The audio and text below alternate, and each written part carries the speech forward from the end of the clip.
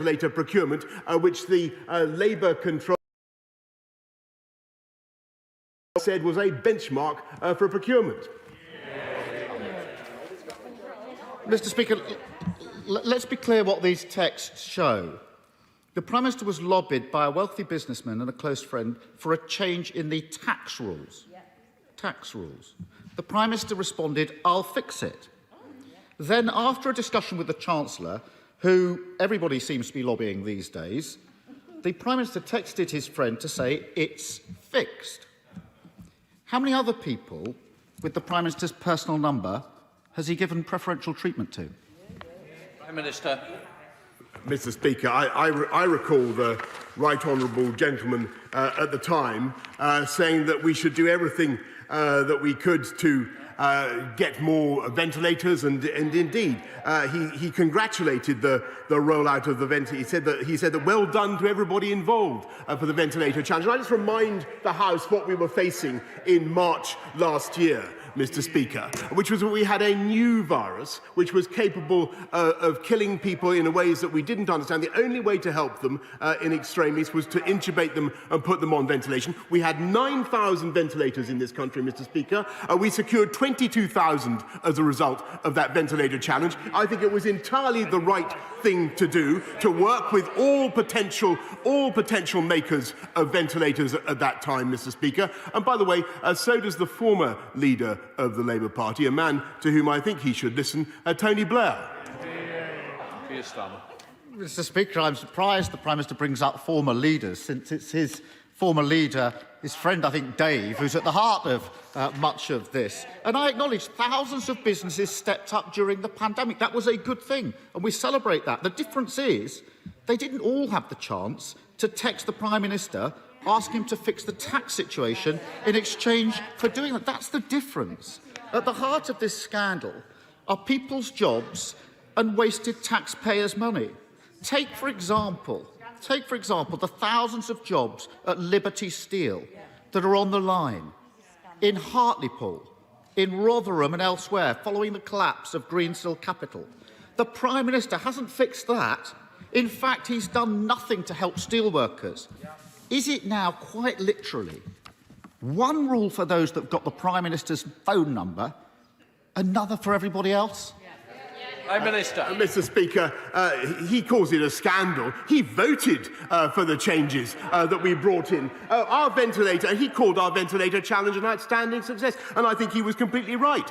This is a government that gets on and delivers for people in distress and delivers on the people's priorities. And yes, of course, I am concerned for the families of steelworkers up and down the country. That's why the Business Secretary has been meeting with the unions and with the management of Liberty Steel repeatedly over the last few days. But we believe in British Steel, Mr. Speaker. It was under the last Labour government that jobs in steel fell by more than 50% and output fell by more than 50%. We've now got a 5 million tonne pipeline of British steel with our massive infrastructure investments, and we intend to use our new freedoms under Brexit to make sure that procurement goes to British companies, Mr. Speaker. Keir Starmer. Well, he says we believe in British steel. Well, do something. I have to say to the Prime Minister, steel workers waking up this morning will find it deeply offensive to hear the Prime Minister boasting to his friends that he's the First Lord of the Treasury and we can give you the backing we need. He won't give the steelworkers the backing that they need. Mr. Speaker, this shows once again that favours, privileged access, tax breaks for mates, they're the main currency of this Conservative government. And if that's not the case, Prime Minister, can the Prime Minister tell me if one of the 3 million self-employed people who've been excluded from government support for over a year and now face bankruptcy, if they text the Prime Minister to ask for a tax break so they can survive, would he change the rules for them too? Yeah. Prime Minister. Mr. Speaker, we've given, this government, I should say, has supported the self-employed with more than £14 billion throughout the pandemic, and that's as part of a vast package of support for jobs and livelihoods across the country. We continue to do everything it takes, and I think that he should take back what he said about the ventilator challenge. He attacks the ventilator challenge now. Our efforts to get more ventilators at a very, very difficult time for this country. In the same way, Mr. Speaker, by the way, in which he opportunistically attacked the vaccine task force at a critical moment, which he will recall. Mr. Speaker, we take the tough decisions that are necessary to protect the people of this country and get things done. Mr. Speaker, if I had to correct the Prime Minister for everything he gets wrong, I'd be here all day. I take it that's a no as an answer to the question in relation to the 3 million. And there we have it. An open door, but for those with the Prime Minister's number, a closed door to the 3 million. What this shows once again is the extent of the sleaze and cronyism that's at the heart of his Conservative government. Let me try another way, Prime Minister. Let me try another way. If an NHS nurse, Prime Minister, who's been working on the front line during the pandemic, had the Prime Minister's phone number, would they get the pay rise they so obviously deserve? Mr. Speaker, I'm proud of what this government has done to support the NHS throughout the pandemic, with record investments and with another £92 billion that we put in to support the NHS throughout the pandemic. And what we're doing to help nurses, as he knows, is last year putting in the bursary of £5,000 plus the £3,000 on top to help them with training and the costs of childcare, a 12.8% increase on starting salary just in the last couple of years, Mr. Speaker. And above all, this is the government that is helping nurses and helping the profession by recruiting more than ever before. And there are already 50,000 more people in the NHS this year than there were last year, Mr. Speaker, and 10,600 more nurses. That's what I'd say to many of the nurses that I've talked to in the last few days and weeks, and we will continue to back them to the hilt. Yes, Starmer. If the Prime Minister had been talking to the NHS frontline, he'd know just how insulted they are by his pay cut after everything they've put in the last year. They didn't get a text from the Prime Minister. They got a kick in the teeth. Yeah. Mr. Speaker, there's a pattern to this government. The Prime Minister is fixing tax breaks for his friends. The Chancellor is pushing the Treasury to help Lex Greensill. The Health Secretary is meeting Greensill for drinks. And David Cameron's texting anybody who'll reply.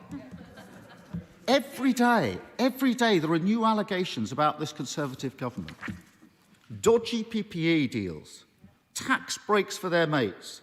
The Health Secretary owns shares in a company delivering NHS services. Sleaze, sleaze, sleaze. And it's all on his watch. With this scandal now firmly centred on him, how on earth does he expect people to believe that he is the person to clean this mess up?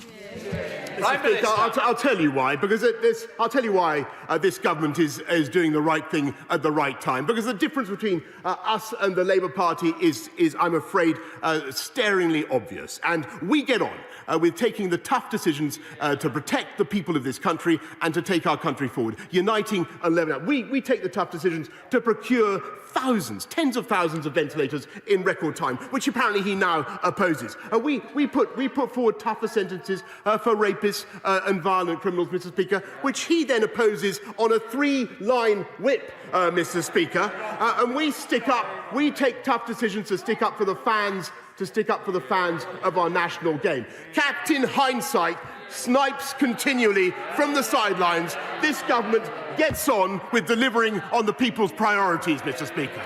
Philip Davis.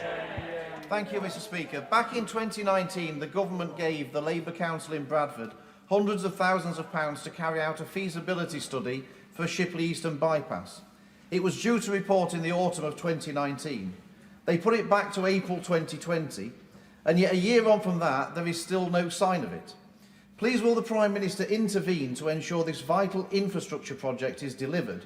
And will he meet with me and our honourable friend, the member for Keighley, to see how we can progress our campaign to break away our constituencies from Bradford Council to set up a truly local unitary authority to deliver for our constituents? Prime Minister. Mr. Speaker, on the second point, I'm sure the relevant minister will be happy to meet and to consult him. But on his point about the Shipley bypass, the matter is currently with Bradford Council, and I suggest that Labour-controlled council follow the example of many Conservative-controlled councils and deliver that essential infrastructure project on time, creating jobs and opportunities for his constituents. Let's go to the Leader of the SNP, Ian Blackford. Ian. Thank you, Mr. Speaker. And can I associate myself with the remarks of the Prime Minister and the Leader of the Opposition on both the Queen's 95th birthday and the justice that we've now seen in the George Floyd case.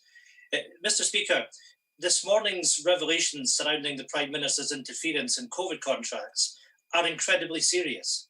Whether it's cash for questions in the 90s or text for contracts during this pandemic, people know this is the same old story. This is how the Tories do government. The Prime Minister is at the very heart of this scandal. Mr. Speaker, will the Prime Minister reveal today how many more COVID contracts he personally fixed? And if he has nothing to hide, will he publish all personal exchanges on these contracts before the end of the day? Prime Minister. Mr. Speaker, of course, there's absolutely nothing that to conceal about this, and I'm happy to share all the details with the House, as indeed I've shared them with my officials immediately. Mr. Speaker, and it's thanks to that immediate action that we've been able to roll out, and not just to deal with the ventilator challenge, but also to help the people of the whole United Kingdom to get access in record times to the vaccines on which we all depend. And I think what the people of this country, and the same goes for rolling out PPE, Mr. Speaker. We've had to work at incredible speed, and I think the people of this country understand that it is sometimes necessary to act decisively to get things done. Let's go back to Ian Blackford. Ian. If the Prime Minister says there's nothing to see here, publish them. Let us all see them. Let's have that transparency, because frankly, his excuses just don't stack up. Last March, the Prime Minister and the Chancellor had all the time in the world to fix contracts for a closey club of friends and Tory donors, but didn't have any time to support the millions of self-employed. Those 3 million people didn't have a David Cameron or a James Dyson to text the Prime Minister for them. They were on their own, and they were left behind by this Prime Minister. This Tory text for contract scandal is growing more and more serious with every revelation. The Prime Minister was eager to initiate an inquiry into his predecessor, David Cameron. Will be as quick to commit to a public and comprehensive inquiry into himself and his own government. Politics, Prime Minister. Mr. Speaker, he says we had all the time in the world. In fact, as the House will recall, at the end of March last year, the pandemic was taking off very fast, and we had to act very fast, as I think people up and down this country understand. And I thought that his dog just made a more sensible contribution just now than he did. Faye Jones. Thank you, Mr. Speaker. Farmers in Brecon and Radnorshire have worked tirelessly to give us world-class British food throughout the pandemic. In return, the Welsh Labour and Liberal Democrat government have given them a slap in the face with their nitrate vulnerable zone policy, which will do nothing for water quality and ignores the water companies dumping thousands of tonnes of sewage into our rivers. Mr. Speaker, does the Prime Minister agree with me that this demonstrates Welsh Labour's absolute contempt for rural areas like mine?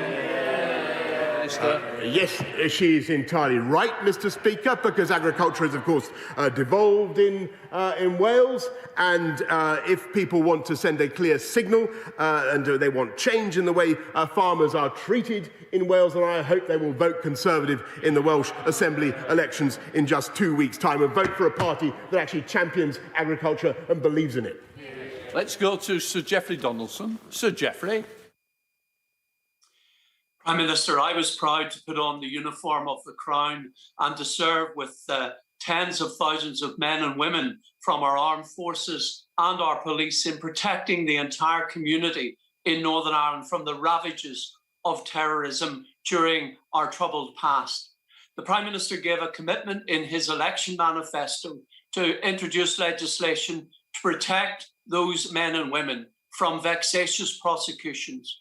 Will the Prime Minister stand by and honour that commitment? Prime Minister. I thank the right honourable gentleman very much for, first of all, for his service, and I know that the House will agree. And I want to put on record, by the way, Mr. Speaker, my thanks to the former Minister for Veterans for all that he did to help with improving the lot of veterans across our country. And we have protected many veterans with the Overseas Operations Bill. There is more to be done, as he rightly says, in the case of veterans of the Northern Ireland conflict, and we will be bringing forward further measures in due course. Let's go to Ian Levy. Ian. Thank you, Mr. Speaker. Since 2019, Blythe Valley has benefited from significant investment for levelling up, including the Towns Fund, the Future High Streets Fund, and the reinstating of the rail line. We know now that Blythe will be the home of the UK's first gigafactory, developed by British Volt, further demonstrating the commitment to build back better.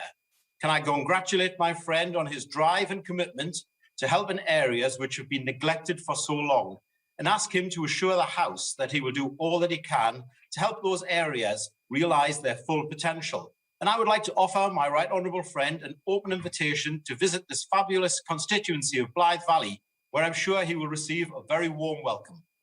Prime Minister.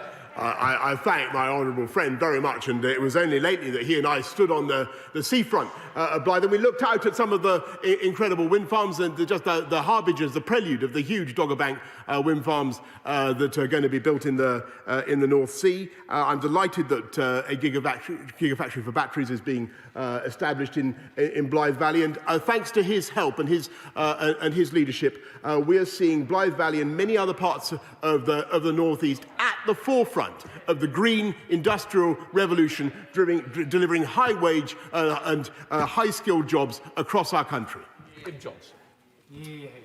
Thank you, Mr. Speaker. Last week, hundreds of GMB gas engineers were sacked for refusing to sign new contracts, expecting them to work harder and get paid less. Fire and rehire, abuses by rogue employers are spreading through workplaces like a virus. The government has called the practice unacceptable and bully boy tactics, but refused to take action to ban it. I'm giving the Prime Minister the chance to show us all where he stands. Will he commit here and now to include proposals to end this shameful and immoral practice of fire and rehire in next month's Queen's speech? Yes or no? Prime Minister. I repeat what I've said about that practice, and if she'd be kind enough to send me particular details about the case that she mentions, she raises, I will be happy to take it up. Dr. Ben Spence. Thank you, Mr. Speaker. Access to superfast broadband is critical in today's society, but many people living in Runnymede and Weybridge can't access it. And while this question is essential viewing, my constituents may struggle to watch it streaming at home this evening if someone else is catching up on the MasterChef final. Does my right honourable friend share my ambition that everyone in Runnymede and Weybridge should have access to superfast broadband, just as every house should have access to water and electricity? Prime Minister. I thank my honourable friend, and he's entirely right, and that's why we've massively accelerated the rollout of gigabit broadband, superfast broadband and gigabit broadband, and coverage of reliable gigabit broadband was just 9% when this government took over. It will be 60% by the end of this year, and we're driving it up across the whole country, uniting and levelling up and unleashing the potential of the entire of the UK. Thank you. Day after day, we see more corruption come to light. Yet day after day, I speak to more desperate constituents who are excluded from this government's support. People who've lost livelihoods, homes, businesses built up over the years and been unable to put food on their table. And yet it seems all they needed was the Prime Minister or Chancellor's phone number. Yep. Frankly, I'm ashamed on behalf of this country. So will the Prime Minister and Chancellor now take the calls of my constituents in Cardiff North and meet with me and them to discuss how they can rebuild their lives after losing so much? Prime Minister.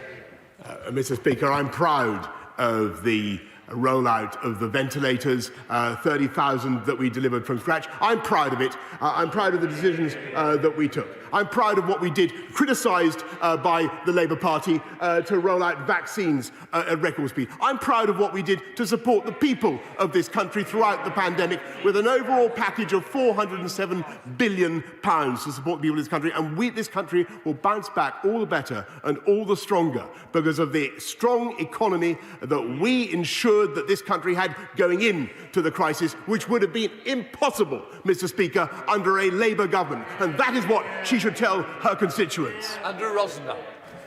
Mr. Speaker, I was deeply concerned at the weekend following reports in the Sunday Express that the statue of the great United States President Ronald Reagan, which once stood in Grosvenor Square, has been removed and remains out of public sight. I know the Prime Minister will agree with me that President Reagan was a true friend to the United Kingdom, who, alongside Margaret Thatcher, ended the Cold War and supported Britain during the liberation of the Falkland Islands. Now that our American friends have moved to a new embassy in Wandsworth, would the Prime Minister agree with me that President Reagan's statue should be moved to a more prominent location on Parliament Square so that visitors from home and across the globe can honour this remarkable man? Prime Minister. Did you notice, Mr. Speaker, how the benches opposite recoiled at the idea of the recapture of the Falkland Islands, when you've just heard an honourable member say that she was ashamed of her country, Mr. Speaker? It is no wonder that people take that kind of attitude. I think that he's entirely right in what he says about President Reagan. I think he was a very distinguished president. It's not up to me to install a statue for him. I think that's for the Greater London Authority. I think he has to appeal to the current Mayor of London, or let's hope there's a new one to do justice to the memory of Ronald Reagan. Let's go to Dr. Philippa Whitford. Philippa. Thank you very much, Mr. Speaker. Polio, a disease that kills and maims children, has been eliminated in all but one region of the world due to the incredible work of the Global Polio Eradication Initiative. In 2019, the UK International Development Secretary pledged £400 million to the programme, as he said to do otherwise would risk a return to thousands of new polio cases every year. So will the Prime Minister now reassure the House that he will honour that commitment? Yes, Mr. Speaker, the Global Polio Eradication Initiative has been backed by £1.37 billion in UK aid since 1995. And as she rightly says, there are many proud successes of that programme and polio across the planet, very largely thanks to the help of the British taxpayer, has been almost eliminated. Let's go to Saki Bhatti. Saki. Thank you, Mr. Speaker. I'm pleased that common sense has prevailed and that all 6 English clubs have now committed to withdrawing from the European Super League. Does my right honourable friend agree that if we are to protect the beautiful game further, football clubs must put fans at the heart of their decision-making? Prime Minister. Yes, I do, Mr. Speaker, and I think that one of the most worrying features about the European Super League proposals is that they would have taken clubs that take their names from great famous British towns and cities, English towns and cities, and turned them just into global brands with no relation to the fans, to the communities that gave them life and that give them the most love and support. And that was, in my view, totally wrong, to say nothing of the lack of competition. And it's entirely right that my honourable friend, the member for Chatham and Aylesfield, will do a root and branch investigation into the governance of football and into what we can do to promote the role of fans in that governance. Brown. Thank you, Mr. Speaker. The Prime Minister will be aware that opinion polls continue to show a majority in favour of Scottish independence. Does he agree that one factor is the fact that we've been lumbered with a Prime Minister who thinks that £1 spent in Croydon is of more value to the country than £1 spent in Strathclyde? Prime Minister. Mr. Speaker, I think what the people of Scotland need is a government and administration in Scotland that spends the taxpayers' money in Scotland better and more wisely, because the results, I'm afraid, of the Scottish Nationalist Party are dismal. They're failing on education, they're failing on crime, they're failing on their taxation policies, Mr. Speaker, and no wonder all they can talk about is another irresponsible referendum and breaking up this country. Griffith. Thank you, Mr. Speaker. Recycling is one way in which we can all individually tackle the climate crisis. Will he join me in congratulating West Sussex County Council on recycling 53% of their household waste, a level that's almost double that of neighbouring Brighton Council? Yeah, Minister. My honourable friend draws attention to a very valuable and important point, which is across the country, Mr. Speaker, it is Conservative councils that keep your council tax low, overwhelmingly, and deliver better services, such as recycling. And he's absolutely right to laud the efforts of the Conservative-led council in West Sussex, Mr. Speaker. Let's go to Carl Turner. Carl. In a recent Conservative Party political broadcast, the Home Secretary claimed that only Conservative police and crime commissioners are responsible for increasing police officer numbers. Yet Humberside's Police and Crime Commissioner, Keith Hunter, has put well over 500 additional officers on our streets since 2016, the largest proportionate increase in the country, and was doing so well before the government pledged to reverse their own cuts. So will the Prime Minister take this opportunity to do the decent thing, correct the record, and congratulate Keith Hunter from taking Humberside Police from the worst performing force to one of the best in his time as Police and Crime Commissioner? Prime Minister. Mr. Speaker, I'm afraid I don't wish to be to sound like a stickler for accuracy here, Mr. Speaker. But since becoming Humberside's PCC, which is my normal position, Mr. Speaker, as you know, since becoming Humberside's PCC in 2016, the force has recruited 434 officers. Of these, 129 have been recruited as part of the government's 20,000 drive. And Mr. Hunter himself praised the government's police recruitment strategy, saying the government's target had lifted officer numbers in Humberside above 2,000. So I think it'd be fair to say that Mr. Hunter's efforts, however laudable they may be, would have been impossible without the determination of this government to recruit more police officers and put them out on the street. Mitchell. Thank you, Mr. Speaker. When my right honourable friend visited the West Midlands earlier this week to meet with our brilliant Mayor, Andy Street, was he aware that the Mayor has increased by sevenfold the investment in transport, and we now have 108 new shiny carriages for the cross-city line? What advice does my right honourable friend have for my constituents in the royal town of Sutton Coldfield on May the 6th? Ball's on the penalty spot. Come on, Prime Mr. Speaker, not only is he rolling out 50 new stations, Mr. Speaker, but 150 miles more of track, linking up communities across the West Midlands, delivering job opportunities, delivering growth, delivering hope for the West Midlands. And that's why I think the people of the West Midlands should vote for another term for Mayor Andy Street. Let's bring in the goalkeeper, John Speller. I shall decline that invitation as a West Midlands voter. But the Prime Minister earlier said he would use new freedoms to ensure that they buy British steel. And over the last year, the difficulties with PPE provision and vaccine production has demonstrated very clearly the risk of neglecting British production capacity, let alone the impact on the prosperity and levelling up agendas.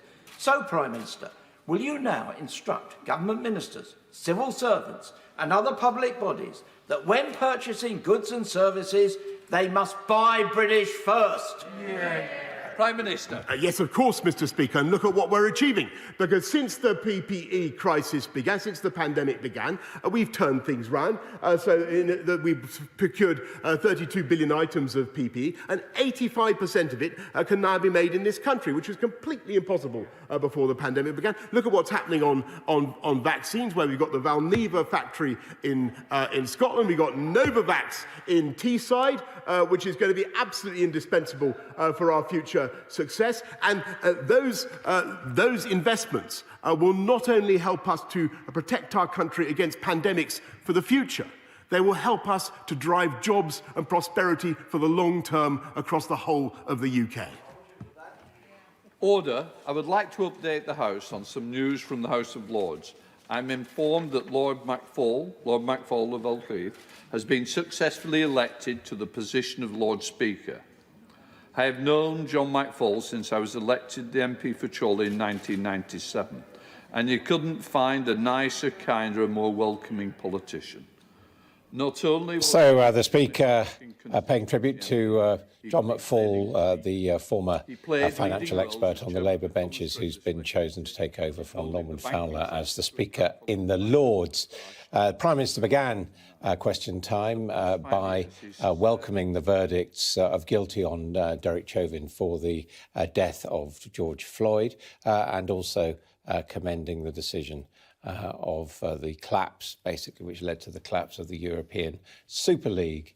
But sleaze was once again the main item of currency between the Prime Minister and his opposite numbers on the opposition benches. And with me is our political editor, Beth Rigby. So, sleaze.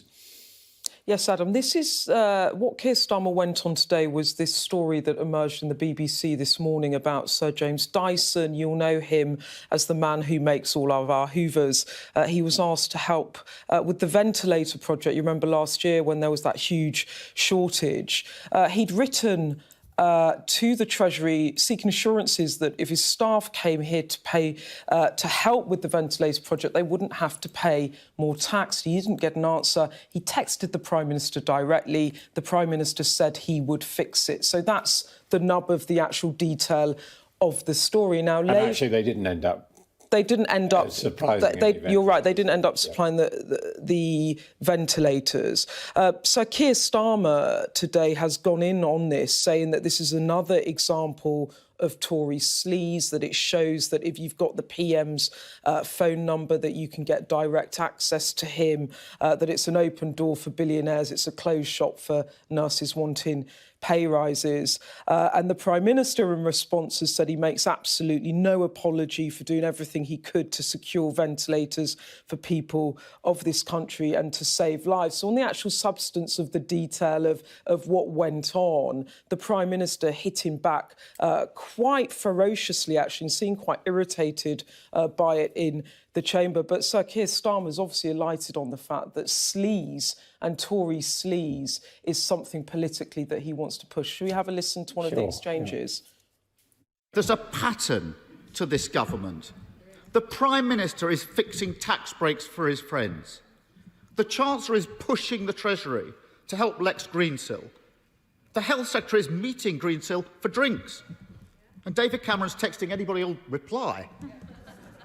Every day, there are new allegations about this Conservative government. Dodgy PPE deals, tax breaks for their mates. The Health Secretary owns shares in a company delivering NHS services. Sleaze, sleaze, sleaze. And it's all on his watch. With this scandal now firmly centred on him, how on earth does he expect people to believe that he is the person to clean this mess up? I'll tell you why. Because I'll tell you why this government is doing the right thing at the right time. Because the difference between us and the Labour Party is I'm afraid, staringly obvious. And we get on with taking the tough decisions to protect the people of this country and to take our country forward, uniting and levelling up. We take the tough decisions to procure thousands, tens of thousands of ventilators in record time, which apparently he now opposes. We put forward tougher sentences for rapists and violent criminals, Mr. Speaker, which he then opposes on a 3-line whip, Mr. Speaker. And we take tough decisions to stick up for the fans, of our national game. Captain Hindsight snipes continually from the sidelines. This government gets on with delivering on the people's priorities, Mr. Speaker. And Beth, it has to be said that the current leader of the Labour Party not really helped by comments from a previous leader of the Labour Party. No, well, that's right. Tony Blair was asked about this morning, and he said he couldn't really get that worked up or agitated. He didn't really see this particular issue as a problem in this particular circumstances, in that James Dyson asked the Prime Minister for some reassurances. He gave those. As you said, he didn't make any financial gain from it. In fact, the ventilators, in the end, it meant that they didn't need to be used. So in terms of the specifics of the story, it doesn't seem to be a huge scandal. But the principle, Labour would argue, is that there is these issues about direct access to politicians is not about Cameron. It goes right to the Johnson government too, and that's the big question that they will want to push. It's a session of Prime Minister's questions, Beth, that may be best remembered for that barking dog on Ian Blackford's link. I can reveal Torquil Crichton, a Scottish correspondent, has reporting that the barking dog is called Maisie. So there you go. Well, thank you very much indeed. And that's all from us here in Westminster today on Prime Minister's questions. All Out Politics back tomorrow. But we're going to go in a moment for more on George Floyd's death as America wakes up the morning after those convictions.